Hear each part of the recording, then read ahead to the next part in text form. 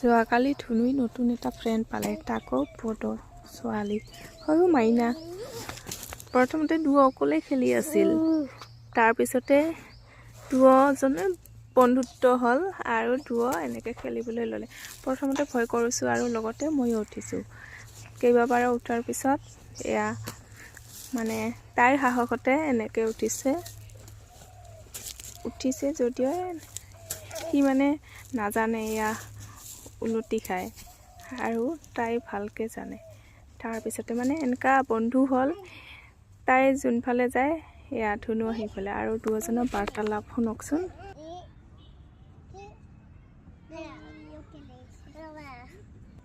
মা নাম নানি নংনি মা নাম বিলিনা। তাই কি কৈছে বুজি পাইছেনে? ধুনুক খেলিব মাতিছে সেইফালে। আৰু শেষত মোৰ ডিউটিটো প্ৰথমতে শেষ হ'ল আৰু এয়া কাৰ ডিউটি, নিজৰ ডিউটিটো পালন কৰি আমি ঘৰলৈ